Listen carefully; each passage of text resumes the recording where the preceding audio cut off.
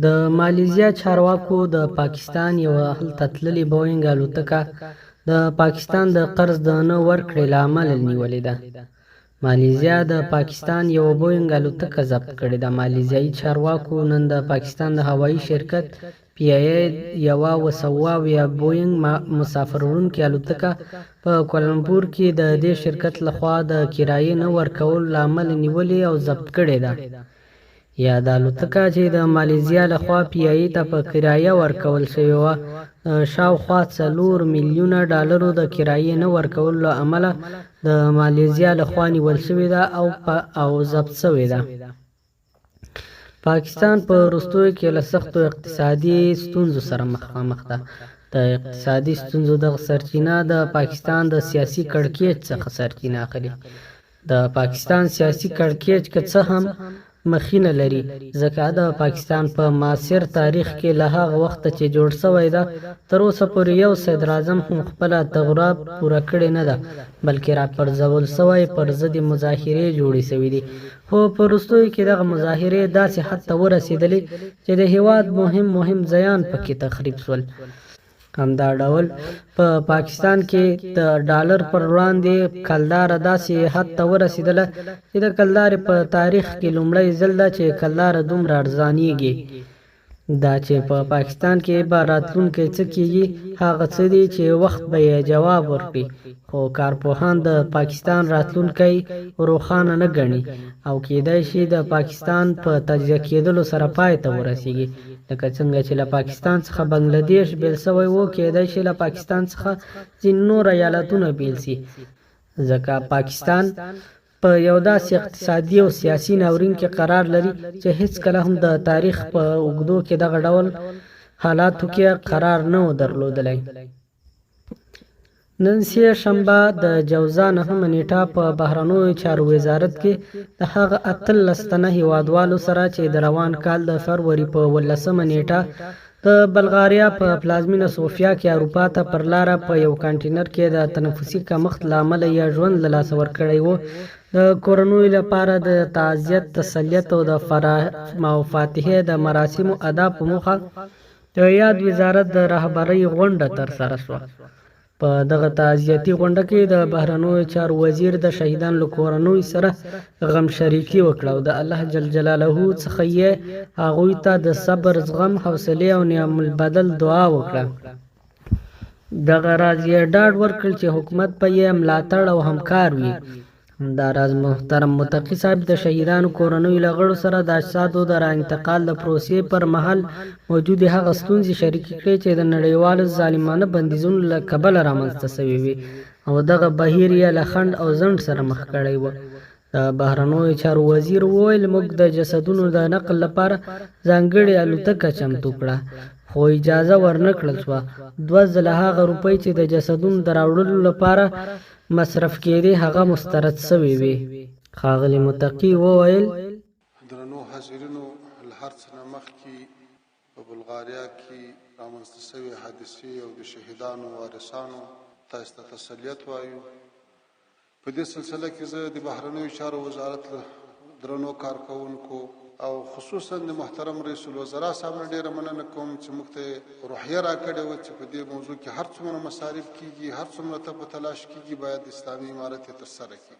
له کومې ورځې نه چې دا حادثه پیښه شوې ده، اسلامي امارت بیا خصوصا د بهرنیو چارو وزارت شپه ورځ په دې ته په تلاش کې و چې څنګه شهدا او اجساد خپل وطن ته را انتقال کړي.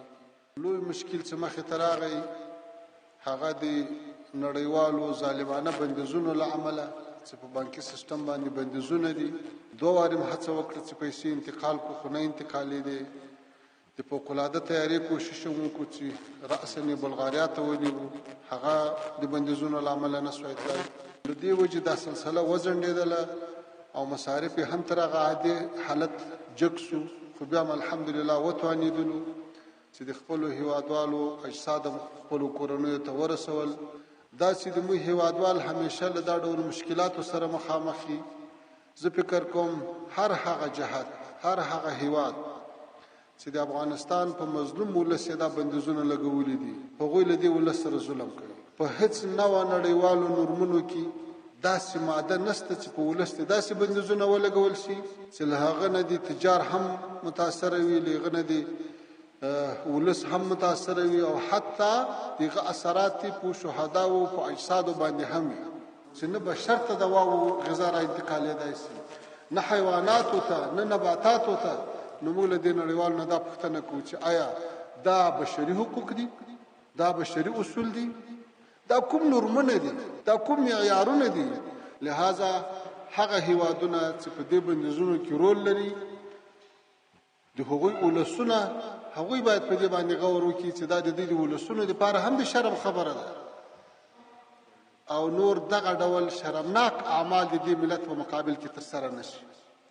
ټول هیوادوال دا حق لري، که د هوا له لارې ځي، که د مځکې له لارې ځي، ټول بندرونه خلاص دي. هر څوک کولی شي چې په قانوني لارو باندې ولاړ شي، سفر وکړي، راشي. ولې ځانونه د داسې خطر ته نه اچوي چې خدای مه کړي له داسې پیښو سره مخامخ شي، لکه د بلغاریا، لکه د ایټالیا. تاسو ټولو ته واضحه ده، تاسو د دې هیواد سپین ږیري یاست، مشران یاست، د دې هیواد حالات په سترګو وینئ.